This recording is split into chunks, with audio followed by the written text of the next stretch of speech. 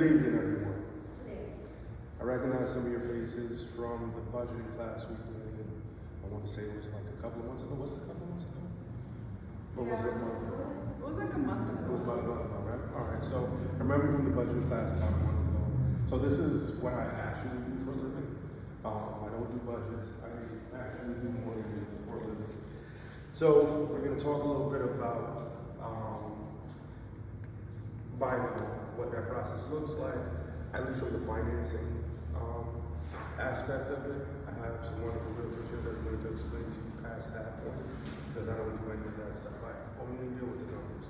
They deal with all the other fun stuff of buying a home. So we're going to go through that. I'm going to tell you a little bit about the different types of loans that there are.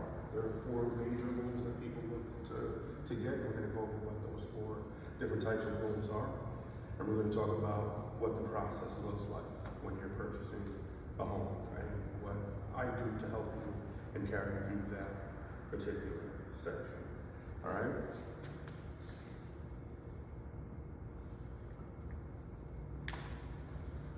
So there are 5 stages to a home loan. So before you can buy a home, you have to go through each of these different 5 stages. First is the application stage. So normally you get pre-approved. That's what this is, the application stage. We go over all of your personal information, income, your assets, credit, and everything, compile it all together. I look at everything, and then we make sure that you have what's necessary for you to go ahead and close on the loan. So we look at the mortgage payment, we look at how much cash you'll need for closing. So that way there's no surprises, you know exactly how much you will be approved for. Very smooth process after that, and then you go out and shop with these lovely realtors and they'll take care of everything else from there. After we do the application, you go out and shop, you put in an offer on a home, it gets accepted, and then we go through that process. We take you what's called processing. So basically, they order all the extra documentation and things necessary to buy a home. So that would be the appraisal, title work, verifications, all of those different things are taken care of in the processing stage. And all of that information is put into the loan application so that we can send it to the underwriters. The underwriters then review your application, as well as the appraisal. They review everything, make sure everything is exactly where it should be, and then they give the final stamp of approval, which every realtor here perks up when they hear the words clear close from their lender. Whether it's text or phone call, they always love to hear those words. I love to say them because then people are happy with me. And then closing. Closing is where you go and you meet with the title company, you sign all your documents, everybody's happy, you take a picture, and then we go on about our merry way.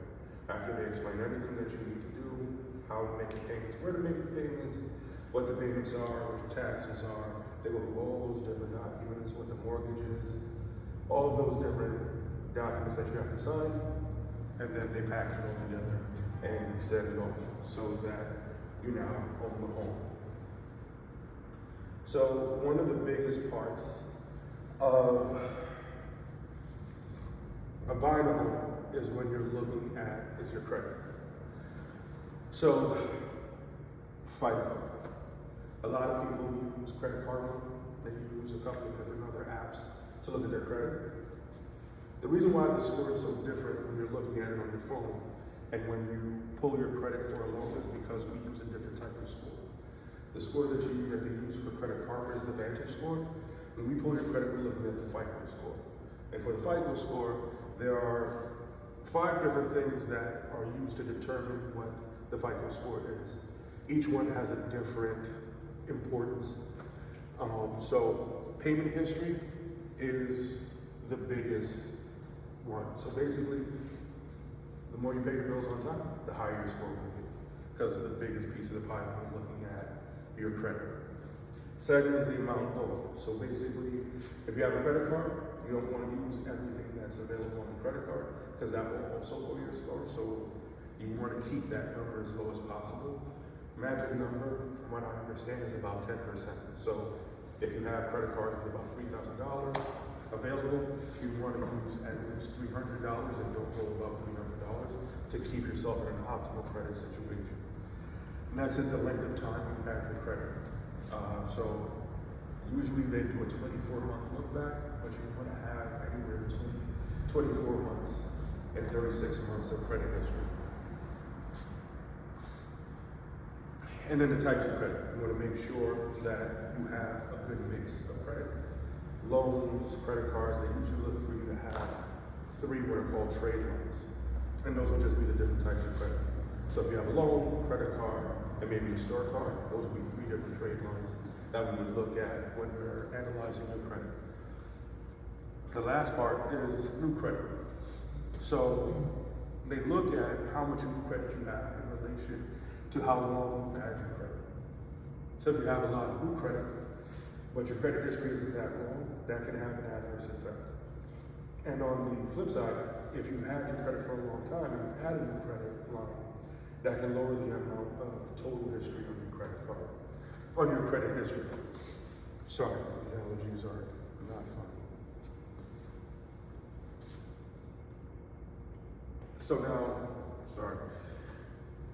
when I'm looking at this, I'm looking at all these different things, and sometimes I can help you change certain things that can have quick impacts, depending on your situation. Usually I put them in buckets of 30, 60, and 90 days. So depending on what the situation is, and depending on how quickly you're looking to purchase your home, there are certain things, certain tips I can give you that may help you to increase any one of these different areas to help you get to where you're looking to go. So now I'm going to go over the do's of the mortgage process. So there's 10 big ones. You definitely want to get a pre-approval with the neighborhood loan officer or a local lender. Reason being, realtors in the room, they will back me up on this. You want somebody who the realtor can hold accountable, that can get on the phone, that can walk you through the process, has a good reputation, and is willing to help you on the deal. Who you hire matters, and you may end up paying more than you should based on who you decide to work with. You definitely want to work with experts, such as your local realtors, your local lenders, your local title people. You want to have a team that's in place for you to help you through this process. You want to understand your credit score, your FICO credit score. That's where I come in, or another lender if you're choosing. When you go in to do this process, you want to understand what's going on with your credit, what's happening, what you can do to change things, if you're in a good spot, or if there's anything that can be done to help you move forward. You want to keep the lines of communication open as often as possible. I tend to call my people who I'm working with at least once a week to kind of go over what's happening, see what's going on, see if there's any changes, see if there's any way I can help, unless there's a reason why we're pushing it out further than a week. So we kind of set that up at the beginning. Create a savings plan. Most of you were here for my budgeting class. That's where this comes in. Once you have your budget, you create your savings plan, and then you know how long it will take you to achieve the purchase. You definitely want to maintain your current employment and income. Not saying you can't change jobs, but if you are going to, you want to talk to your loan officer prior to that, because there are certain rules, regulations, and things that can happen, or if you change your job, it can cause a little bit of a hiccup in the loan process. You definitely want to keep a paper trail of funds coming in and out of your bank account. Unfortunately, Fannie and Freddie do not like it when I say, hey, they got the money from their mattress. I'm not sure why, but they're just not into that. They're not going to allow it. So we have to make sure we have a paper trail showing where money is coming from, in and out. Especially with fraud and everything, not that anybody here would ever try to commit fraud, but with the increase of fraud in the country, this is a big one right now. You definitely do want to also keep good records and documentation of pretty much everything involved with the home buying process. Just so that you have it, you know what's going on, as well as it may be something that's necessary to move forward in the loan process. You want to keep up with your current bills and mortgage. I've had instances where somebody comes to me to do a new purchase or something like that, or a refinance, and someone somewhere told them, hey, you're gonna buy a new house, don't worry about making a payment. Do not do that. Keep up with all your bills and everything. It can have adverse effects while we're going through the mortgage process. This is the biggest one of all. Do ask questions. There's 1,000 different rules, 1,000 different regulations. It's my job to answer every question that you can possibly think of. You call me anytime you want, ask Maria. You call me anytime you want, I'm gonna pick up the phone and I'll answer the question. So long as I have the correct answer. If not, I'm gonna have to research it, I'll let you know that as well. So now that we have the do's, we're gonna skip over to the don'ts. First one, please do not change jobs, become self-employed, or quit your job. Just because they've given you that conditional approval and said, hey, we're going to approve you for a mortgage, doesn't mean that you can go ahead and change jobs or become self-employed or anything like that. That will cause major issues. Do not use your credit cards excessively or let the accounts fall behind. I had someone, they got approved, everything was good, and then they just started buying a bunch of crazy stuff and then paying credit card bills on time. Totally killed the deal, had to know a way to fix it and figure out a way to get them through the door. Another thing that caused big delays on the mortgage side. Do not omit debts or liabilities from your application. That's a big one because what can happen, we do checks, a lot of checks, verifications, we pull all these different things, and it will come up.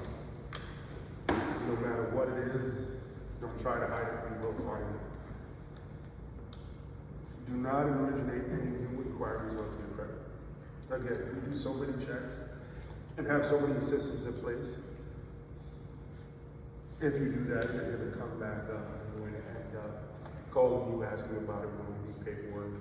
Depending on if it's a credit card that you open, we may need to see what the payment schedule looks like before we're able to proceed and add that into the debt to income ratio. Do not change your bank accounts. If you change your bank account, I won't be able to close a loan for at least 90 days because we need 2 statements to show the history of the account. Please do not purchase an automobile.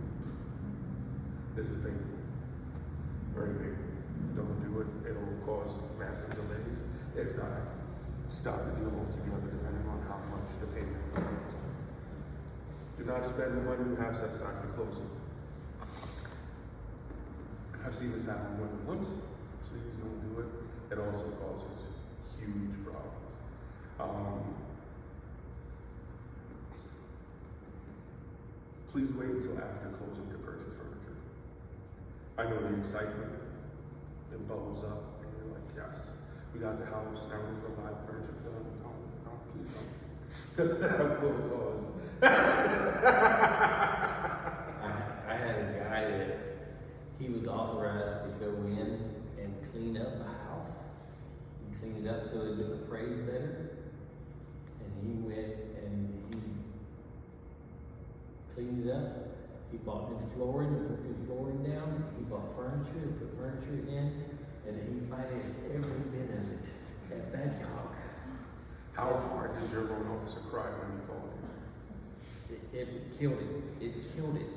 And it killed the deal so bad that he never was able to afford it. And then somebody else bought the house, and I talked the next people into paying him the money he spent on it and buying the stuff that he had. And that's how I got him out. Wow. But that was a catastrophic failure. Again, who you hire matters. He negotiated for the guy who made the mistake to get reimbursed for the mistake he made. I was surprised that happened myself. Hey, look, man, I'm shocked at how you must have a silver tongue. How that happened. Also, do not make large deposits without checking with me. I know, right?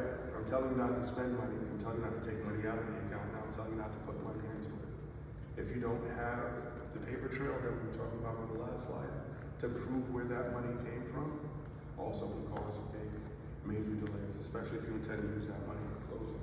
That can cause a problem going forward. Now, I do have different ways to get around it, but it's going to create a lot more paperwork to get the deal done.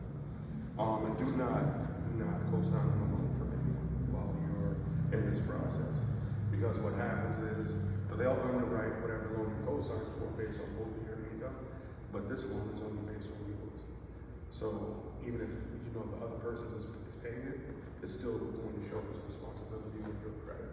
So you don't want to co-sign on a loan with anyone while you're in this process. So, there are several different types of loans that you can use to purchase a home. Each loan has its pros, its cons, its benefits, and everything. The first one of my favorite, is the VA loan. How many veterans do we have in the house? Are you veterans, sir? All right, perfect. Awesome. Maria. So for just him, okay, just him. So with the VA loan, it's a zero down loan where they will finance the entire house, not the closing costs, just the entire house, for our veterans. So this is a great program for our veterans. No down payment, just have to be responsible for closing costs. So that's a great program there. USDA, this area, this county, Hardin County, is unique in that most of it is USDA. Most of the property here can be bought using the USDA loan. What's the cap on that now? The cap on this is just the VA. On the VA. On the VA loan, how much money can? It's the same as the FHA maximum requirement of the county. I'm not sure how much Hardin County is right now. I know in Sarasota County it's like $615. So I think it would be similar, like depending on the max purchase price of this county. I'd have to look it up. But whatever the max purchase price of the county is for FHA, the VA would follow the same. And USDA also, because they're all under the same government caps. But yeah, USDA is a great program because it does the same thing as the VA loan, only it's not restricted to veteran purchase only. So you can buy the house without having to put down a down payment and only take care of the one, the closing costs. The USDA is different from the VA because the VA looks at all three scores. They look at the middle score. You have one score for the USDA to get approved. So when we look at it, if you have credit scores frozen or if for whatever reason you don't have scores in the other two, USDA can be done with one score. That's an all-around pretty cool program. Just no down payment. I really like the USDA loans. FHA, another favorite. FHA, they go down to 3.5% down. So 3.5% of the purchase price. They deal with higher loan to values and higher debt to income ratios. So if, for whatever reason, you have a little bit of a higher debt to income ratio, this would be a program that I'd probably look at for you because you'd be able to fit into this program. Down payment is good and it comes in many different ways. They have the standard program, the 203K rehabilitation. So especially after the hurricane, there's a lot of houses that will fall under the 203K. They have HUD REOs and then the Streamline is just a refinance program. Then you have conventional. Just a standard conventional, you're down to 3%, depending on if you use the Home Possible or Home Ready. You can also do 3% on the regular conventional Fannie or Freddie. They have construction loans, as well as they also do renovation loans as well.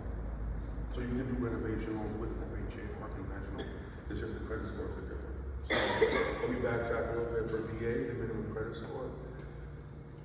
For most places, they go down to 580. There are some places that will go down lower than that, but for the most part, the standard is 580. USDA, they go down to 600.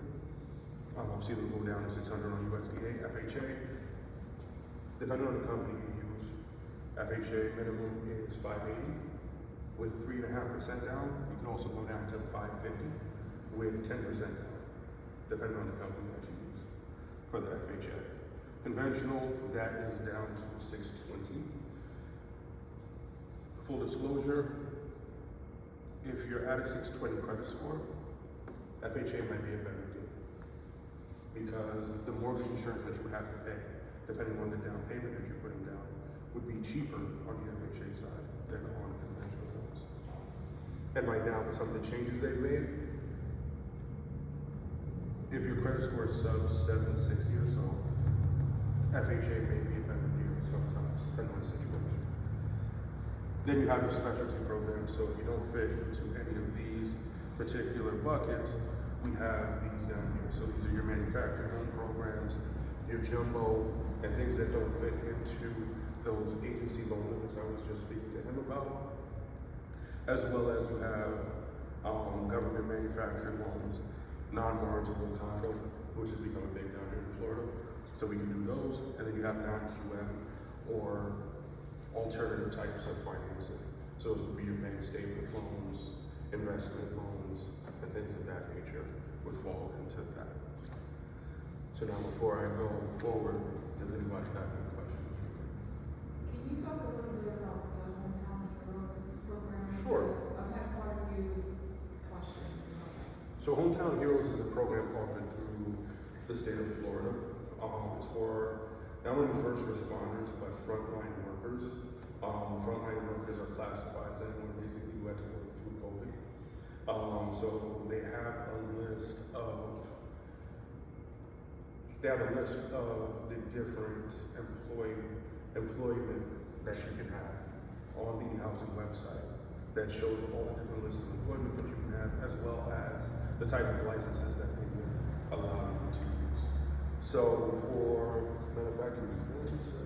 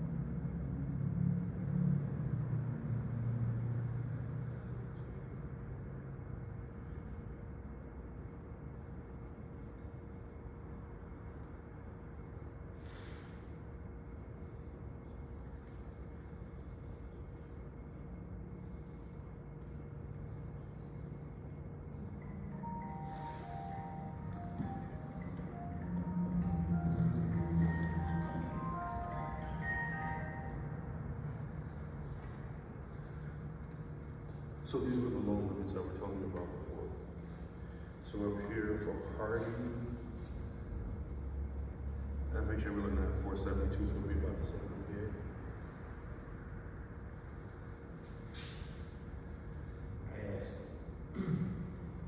I asked ChatGPT just to see, and they said that this is, they said in 2021 it was $548,250.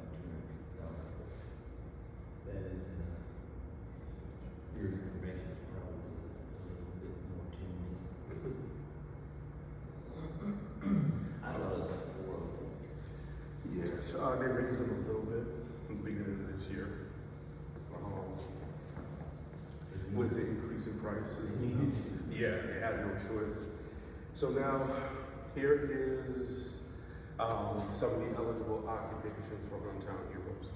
So they tell you what type of certification and everything, and then who can use it. So you have sworn law enforcement officers, correction officers, juvenile detention, and they just kind of go through. So you have paramedics, anyone working for 911, educators from K through 12, or in my wife's case, a licensed registered child care facility can also use them. Home health aides, CNAs, every type of healthcare worker, LPN, RN, medical assistants, chiropractors, osteopathic doctors, pediatricians, massage therapists, clinical people, opticians, veterinarians, assisted living facilities, veterans. Now for veterans it's a little bit special. For them, they don't have to do like the first time home buyer class because they have the certificate of eligibility. So if they present that, they get to use this program. No muss, no fuss. And they don't have to be first time home buyers in order to use the program as well. But everyone else would have to be first time home buyer. They provide 5% of the purchase price up to $25,000. So depending on what the purchase price is, if they're buying a $600,000 house, 5% of that, of course, is $30,000. They would only give you $25,000 in that case. Can you use that towards closing costs, or is it gonna be to reduce the principal? Close costs. Use close costs, down payment, anything like that, conversion of gas, or anything like that. Yeah. Now, full disclosure, with the Hometown Heroes program, this isn't a grant. I'm gonna make that clear. It's not a grant. It's a silent second mortgage. So what that basically means is once you've paid off your initial mortgage, or you move, or you change the type of residency, because they will check periodically to see if this is your primary residence, that becomes a demand loan that you have to pay back to the state of Florida. No interest. No interest. No interest. So you only pay what you got from the deal. So if you're looking to sell the property, that's going to come off of any equity that would be made in the sale of the home. They only do that one time. What time?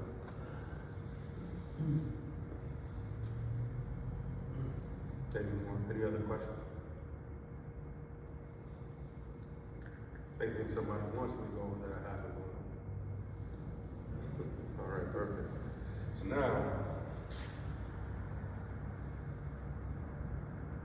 we go back here. I told you I had something nice for you. Gonna meet you real soon. And he's going to answer all your questions and talk to you a little bit about what the process looks like on that side of the table. So that's something good. That's a nice transition. Well, thank you. If I had a PowerPoint, I'd fancy it, look real good. You said you are going. Yeah, but you told me it was question and answer. It is. Okay. So Colin's gonna talk to us a little bit about why choose a realtor? What a realtor can do for you. I mean, you could share my PowerPoint if you want. Yeah, but you know what I found out when I was talking about? Today. That you just said it. Honest to God, I swear to you. She didn't, it's question and answer. So she just tells me that. So when you navigate trying to buy a house, something that's really important is you get a real estate agent that helps you through it, because you can make a really bad mess with this thing. I'll give you an example. I have somebody that's pretty close to me, and he calls and asks for my opinion, but he never uses my advice. But he wants to buy this piece of property, and he went to the guy that owns it, and he says, hey, I want to buy this piece of property.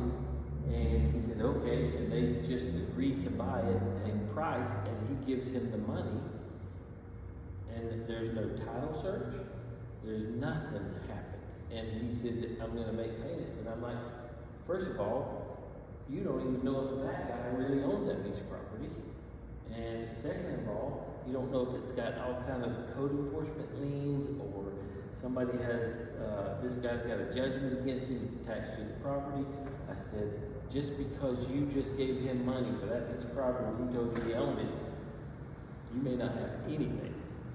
So, it's really, it's not like buying a car, it's not like buying anything else, because what they do is when you buy a house, What matters is a chain of title. And they go back and they look at this chain of title, all the people who owned it, and it to make sure that everything's been satisfied, to be able to get to the point that the person who's saying that they're gonna convey this to you for this amount of money, and it's all on a written contract, they know how to convey it, and they know that when you buy it, you get what they call a general warranty deed, which is the most secure form of ownership of a piece of property, and you get a title commitment, or you get a title insurance policy.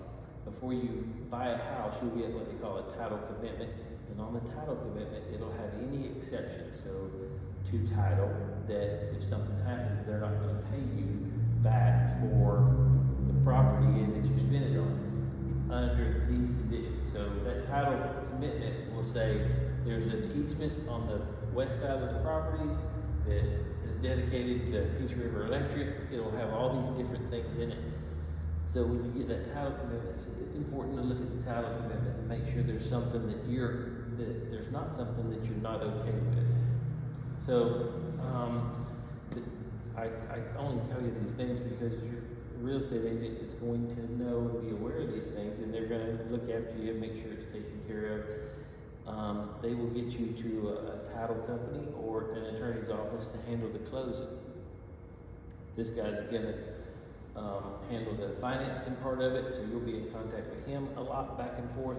But you find the house that you like, or the agent finds the house that you like based on what you told them, and then then the contract goes to him and to the title company. And the title company is going to order the search, make sure that they handle all the financial parts of closing, like they'll prorate the taxes that are owed on the property and things like that down to the day. So you'll get a sheet of what everything is being charged, but that contract and how it's wrote, and understand that contract is really important and key. And it's just, as much as I'd like to tell you it's just not something that you can go and shake somebody's hand over and expect it to be done right. It's not, it's dangerous. I know how to do it, and I would not dare try to do it, buy a piece of property or something without a written document. So,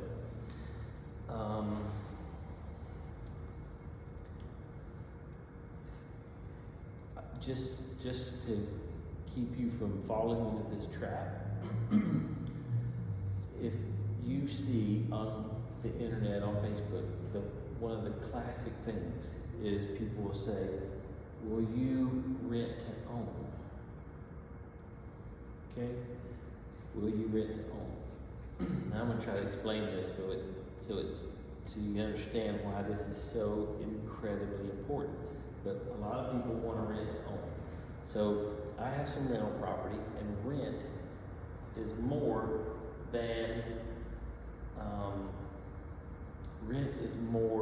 than it would cost you to buy a property right now. Okay, if you bought the piece of property, it would cost you more in rent than it would to buy it. So it's much better to purchase a property. But when somebody says, will you rent to own? This is what the guy who owns that property should be thinking. Why would I sell them this property if I could rent it for the amount that I can rent it for more than the payment would be?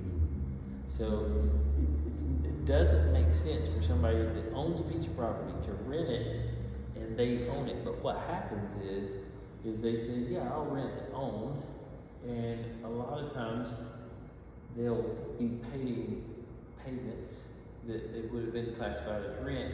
They'll pay that person, and if you don't have a contract and it's not all recorded at the courthouse and handled to the title company, what happens is they'll say, I've been paying on this house for 20 years. I've been paying every month for 20 years. And at the end of 20 years, you say, okay, I'm supposed to be done now, and it's supposed to be mine. And then you find out this guy who owns it went and leveraged it 3 years ago, and they owe $150,000 on it, and he is the mortgage holder, or he's not the mortgage holder, he's the person who owes the money. So this piece of property you've been paying for 20 years is now encumbered, and it's not yours. It's still his, and he owes a big note on it. But that's the kind of things that happen, and if they call it contract for deed, it's not that it can't be done right, but most of the time, at least in areas where people don't understand the process, they get down to the end when they paid all this money and then they don't own the property. So it's really a dangerous situation. Rent to own doesn't make sense unless somebody is agreed to pay some crazy amount of money over what it would normally be worth, and that person is willing to take enough of money down, whatever it is, to rent to own, and then they apply. But it's not really rent to own. That's buying. It's just owner financing that way. But rent to own is a very dangerous game. So what I would do is forget it exists and don't ever do anything like that. I have a question. So you get clients that, they look through Zillow or Realtor.com and they call you up and they send you a message like, hey, I wanna look at all these houses, you know, I'm ready to buy. Walk us through your process, like, what do you say to those people? So usually when that happens, they are asking for information about a specific house. And Realtor.com and Zillow both work the same way. So on the backside of it, from an agent standpoint, if you want to find out the most about a piece of property, if you scroll down in front, you can find the listing agent. The listing agent is going to have more information about that piece of property than anybody else. But real estate agents, how it works is they pay for a zip code, and they pay $500 a month for leads to Realtor.com and to Zillow. So these people, the easiest button to click is tell me more, and then that they make money on that from the real estate agent, and you get whoever happens to be paying $500 a month or whatever. So that's the way that piece of the puzzle works. But a lot of times when they call and talk to me about it, first thing I'll do is I'll verify that the property is still available for sale. It may be under contract or something like that. But if that house works and I try to set up a showing for that house, but one of the first things I ask them is, are you pre-qualified? Because Realtor.com, Zillow don't send you pre-qualified people. They just get on there in 5 minutes and click a button, and they hope that that somebody talks to them, but they don't know that pre-qualification is paramount. This is the first stop, is pre-qualified, because a lot of people won't even let you show their house without a pre-qualification letter. And then if that house works, great. We go look at it. I can write up a contract based on the offer, but if it doesn't work, then I have to search and find another house, or they're constantly searching to find another house. That's been historically the trend over the past few years, is there's not enough houses, so people are compromising what they want. So that's kind of the process of somebody from Zillow or Realtor.com lead. So let's say they find a house, they love, they wanna make an offer, what happens next?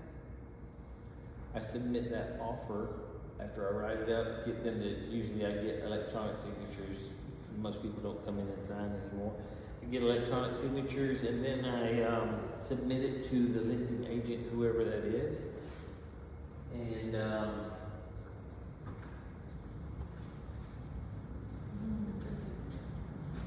we got 2 more.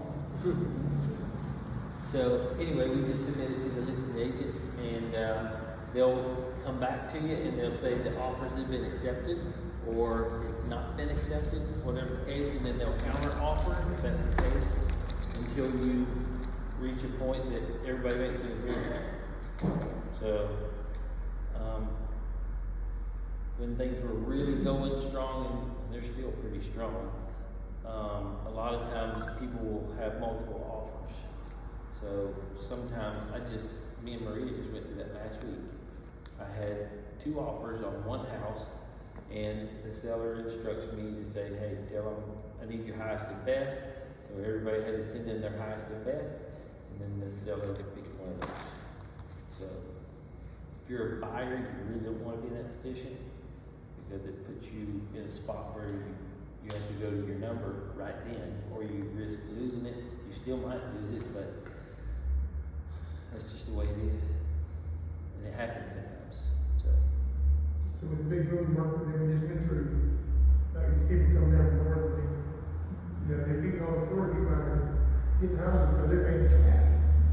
You know what I mean? So, like I said, you ain't got a chance to finance or do anything to get them because they're coming down with cash offer. There's a lot of people that, because, I'm not gonna get political here or anything, but there's a lot of people because of our governor and our political climate in Florida, that people wanna move here and they don't wanna be where they're at, whether that be New York, California, and it's the people who recognize the value of what's going on down here, and they sell the property, they got a pocket full of money, and they come down here and it happens a lot.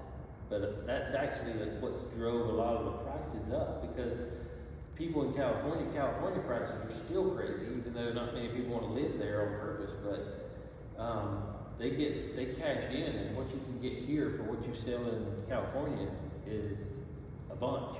So that's what's escalated the prices. That's also a reason that I don't think the prices are going to go down, unfortunately. I think they're going to sit there, they're going to hold. There's still people moving here, and our political climate is such that it's good for business, it's good for everything. So everybody's thriving in Florida, even though California, New York, they're starting to fade and wither.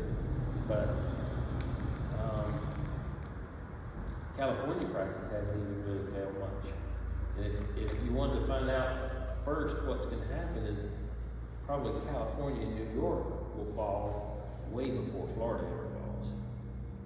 So I don't think that the prices are going to come down, but that happens, what you're talking about, it happens a lot. Somebody comes in with a check and just, I'll pay it, here you go. Even overpay, I'll tack another 20,000, 30,000, 50,000 on top of that. Here, let's go. Ain't nothing you can do about it. So. What is, due diligence? Due diligence. So in a contract, usually the contract defaults to a 30-day or 15-day due diligence time. And in this due diligence time, what happens is when you write it, when you make an offer and the offer is accepted, there's going to be a binder inside there, a deposit. And that deposit is not at risk if the contract's wrote right. And it's at risk, it's not at risk at all during the due diligence phase. And you can write it in the blank, whether it be 10 days, 5 days, it defaults to 15 days. But during the due diligence phase, you get inspections, you get home inspections, septic inspections, termite inspections. You get these inspections, surveys, things like that, so you'll know that there's nothing that you aren't aware of wrong with the house.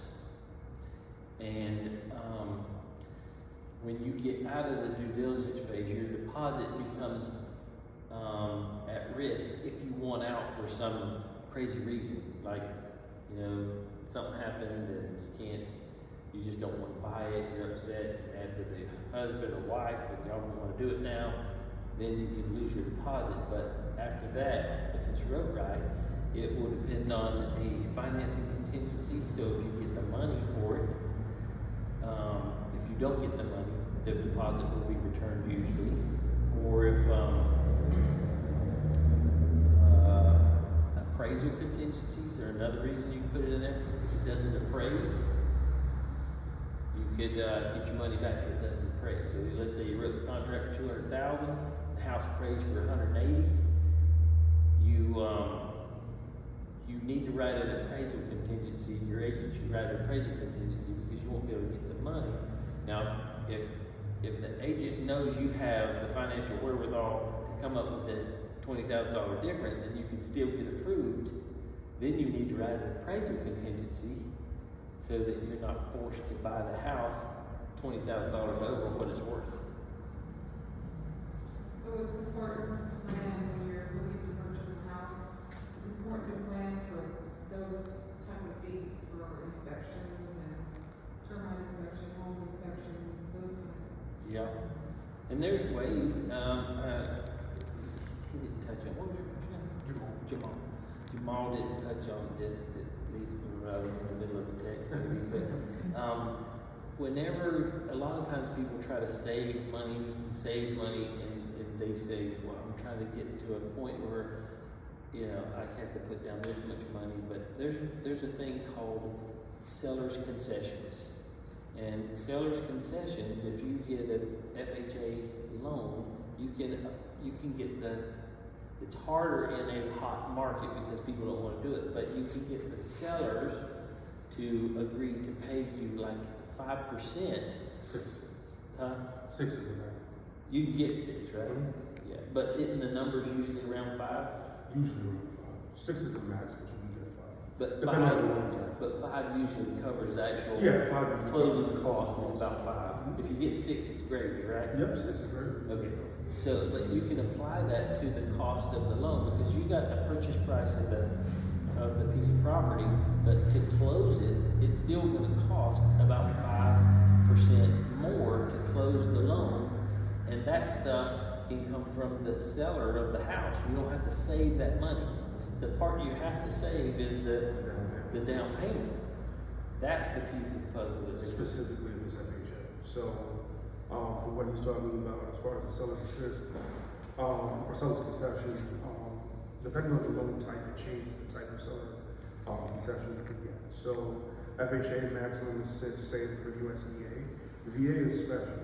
For points and fees and closing costs, they only allow a maximum of 4%. For anything else, it's unlimited. So if you want to pay down points, you want to pay, they'll even allow you to pay off debt with the seller concession. So depending on the situation, you get unlimited seller's concession on the VA, on a VA loan. Conventional is very different. They have a scale, so anything under 15%, is going to be, you get a maximum of 6%, well, 9%. 9% is at 35% down payment. When you come down to 20%, it'll be 6%. When you get down to 15%, it'll be 5%. Anything under 15% is going to be 3%. As far as seller concessions, max concessions that you can get. In USDA, you can take the closing costs, as long as the property appraises for the closing cost inclusive, you can tack them into the mortgage, right? Not on USDA, you can they do everything up to a 1% fee that USDA charges. Only 1%? Yeah, Okay. but everything else you can wrap in with seller concession, and they're a maximum of 6% as well. Okay, all right. So the reason I say that is because that's a real amount that you gotta save to be able to buy a piece of property, and if you can get the sellers to pay for it, because that's what's happening technically, you get the sellers to pay for it, that's just that much closer you are to home ownership. So, and if there's one thing I can tell you, you know, if you don't own a home and there's any way you can possibly make it happen, even if you gotta really cut back or do anything, whatever, just it's so important to own a home because rent is just nuts. I mean, I'm a landlord and it's just crazy. I don't know how people can afford it. I really don't. But the rent is not consistent. The market can just change and change and change. And once you buy a house and you get locked in, you got so many things going for you. You have, every time you make a payment, there's going to be a principal amount attached to that payment, and it's going to reduce how much you owe on it, so your equity is going to grow. In a high inflationary time like we're in right now, real estate moves with inflation, okay? You don't have to do anything, it just happens because people's income goes up, everything costs more to do, and so does the value of that house, it just moves right along with it. So it's gonna increase in value, and you're gonna reduce principal. So you got two things. Real estate historically has moved about 5% every year, and when you take and add all that stuff up, if you live in this house, if you buy a house and you live in it for 2 years and you homestead it, all the gain that you get up to $250,000 if you're single and $500,000, I think, if you're married, all that gain is tax free. it's literally like having a second job. You can make money buying and selling a house and moving every 24 months. I'm going to put my personal house, it's clean right now, I'm going to put it on the market to sell. I'm going to go take pictures of it tomorrow. And I've lived there for a long time, but it's only because I was married. But right now, every 2 years, we're going to buy us a house, or we're going to flip that sucker, and we're going to turn around. It's going to be just like another job. But That's a good idea. that's what you call making money when you sleep right there. And anybody can do it. You get in a house, just buy one. As long as you don't overpay for it, it'll be appraised if you get a loan. Buy that sucker. And I think it's a really good, safe investment. And if you turn that thing out every 2 years, you'll probably decrease the principal enough, and the market's going to go up, and you're going to have a nice little fat paycheck. Boom, boom, boom.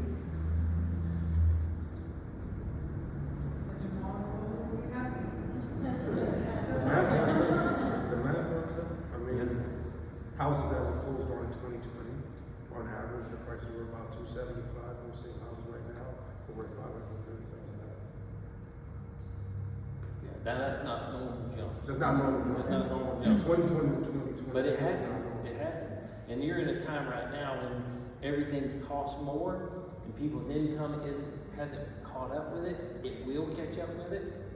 The question is, when they catch up, is it going to move again, or is it going to kind of stay still, be okay for a little while, or going to stabilize, or what? I don't know the answer to that. Neither does anybody else.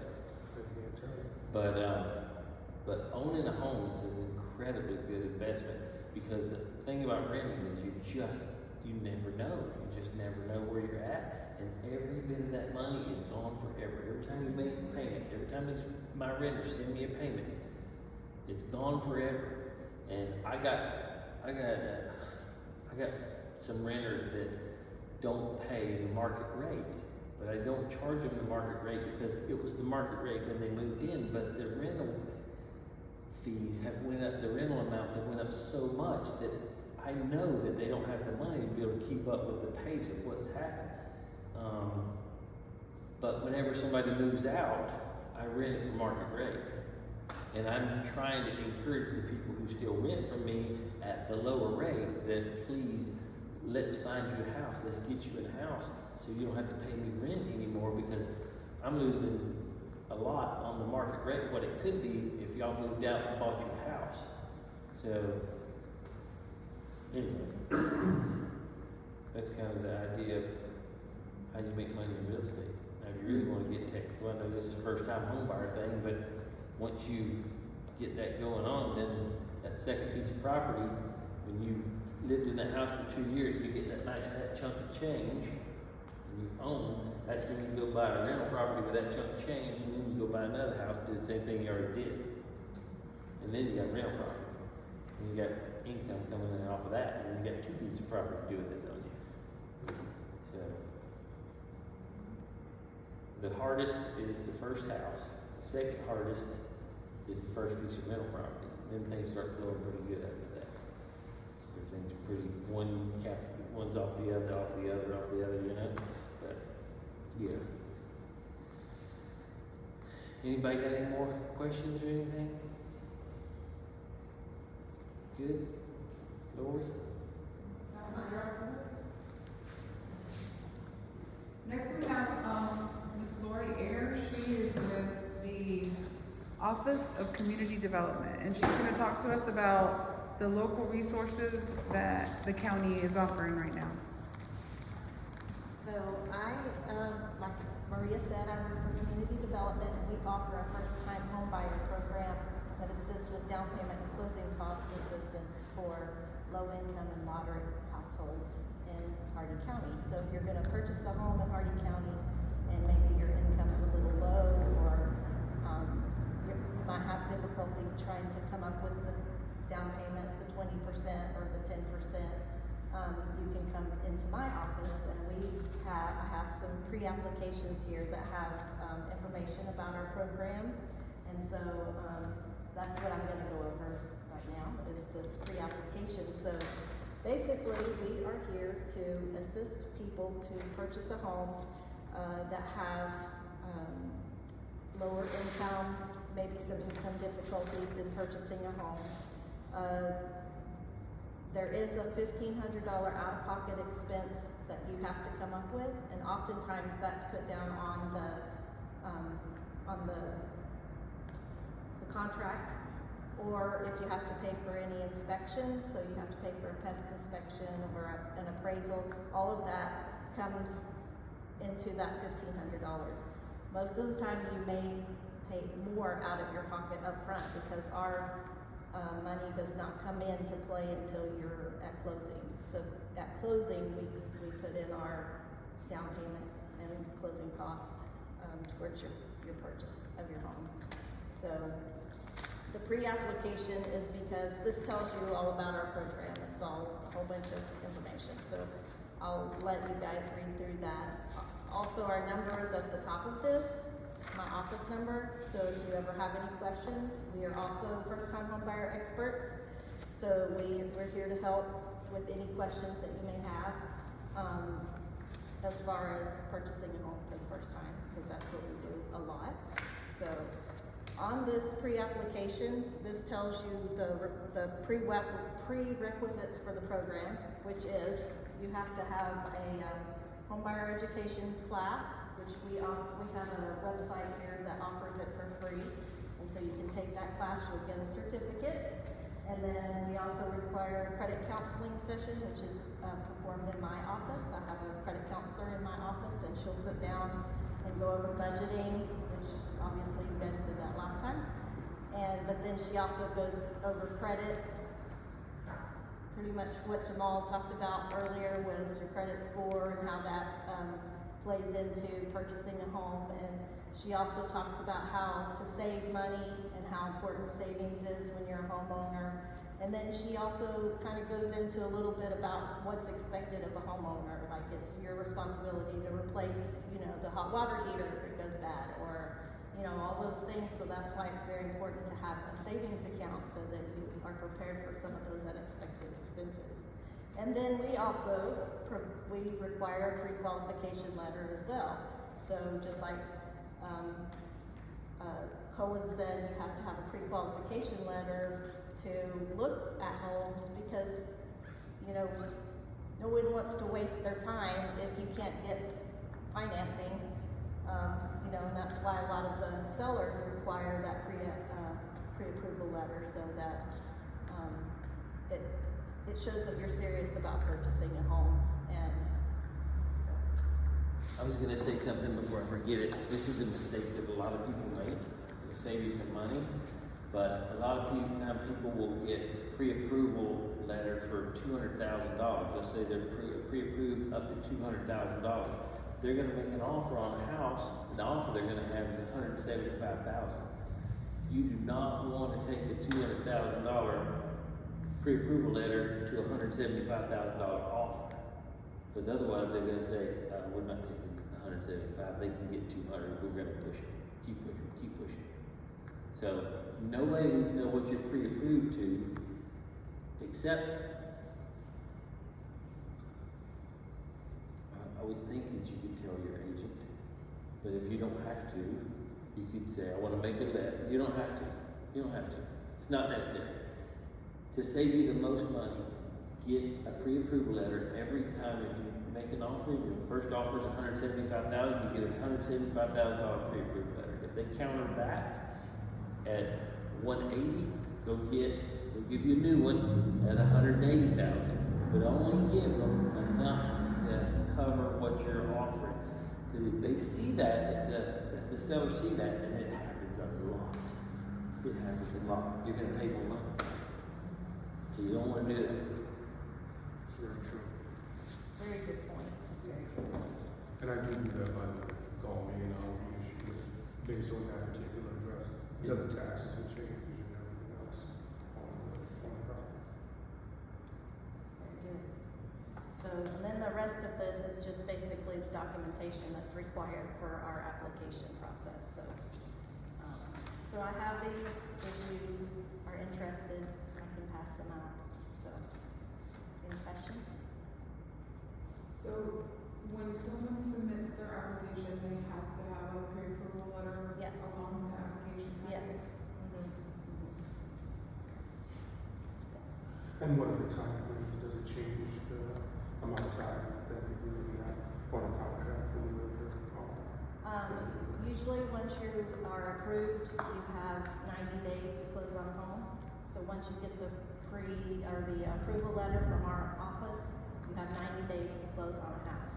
Now, if you're working towards that, because we all know that sometimes closing takes a longer period of time, but as long as you're working towards that closing, as long as you're making progress, you're not just sitting there trying to find a house, or you're not just sitting there doing nothing, then we can extend that 90 days, but we try to keep it as close to that 90 days as possible. So, And that's also a limited amount of funds allocated to Hardin County, so it's not like an unlimited number. Yes. So you wanna So make it's- sure that if you're gonna use that program, and that program will you can do this and what he does all at the same Partner time, and it's together. even less money you gotta come out of pocket with. But the stuff that she does is limited because it's state funded money, and there's only X amount of dollars, and when X amount of dollars, whatever it is gone, it's over. What was it? For the 600,000? next, so we allocate 70,000 a year for down payment and closing cost assistance. 70,000? Mhm. Okay. Which normally, that's, like, we get it in July, we get it in July, and normally by November, it's all done, it's all gone. That's important. But the last year, we actually rolled some into this year Really? because people aren't buying houses. And I think it's because house prices are too high for the people that would qualify for our program. I agree with that. So, So Lori, what if someone lives outside of Hardin County, but they found a home in Hardin County and they would like to apply for this program? yes, that's the way to do it, yes. So, our funds are only, available to homes in Hardin County. So if you wanna purchase outside of into another county, you have to go to their SHIP office. SHIP is the program that funds this program. They don't have to, like, currently live in Hardin No, County to. nope, as long as they're gonna purchase here, that's it.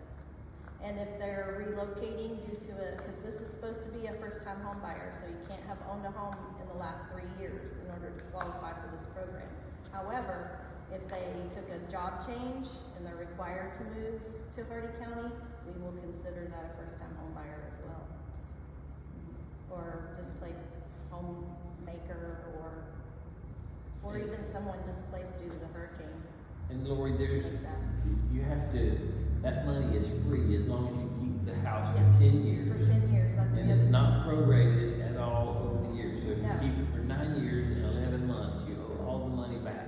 Yes, if you sell it. unfortunately, yes. After 10 though, you get, It gets forgiven automatically after 10 years, as long as you've lived in it as your primary residence, you keep your taxes paid, and you keep homeowner's insurance on it there you for go. that 10 years. So it's basically free money, but we do put, it's called a deferred payment loan agreement. It's something you'll sign at closing, and it's basically just securing that note, basically, for 10 years, and so, But even if you only were gonna live here for 5 years and you kept it for 5 years, it's that much money that you didn't have to pay interest on. Right. Otherwise, Because even it's if you had to interest pay it back, mhm. it's still Yep. worth it. Yeah, If you can get it. absolutely. And what's the max somebody would be able to qualify for? So we do 15,000 for moderate income and 20,000 for low income. That's the max. So, good questions.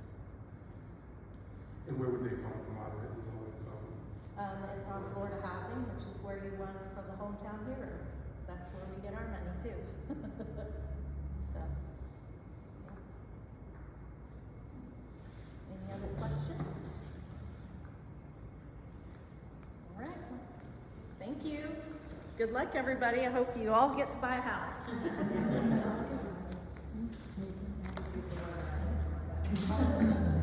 Thank you, Jamal and Coleman and Lori. I just wanted to let everyone know that we by, DNS Home Inspections. Need a home inspection, they do home inspection, wind mitigation, and 4-point inspection, so feel free to take what you would like. And that's a wrap. Thank you for coming. Actually, we have two items we're gonna raffle off.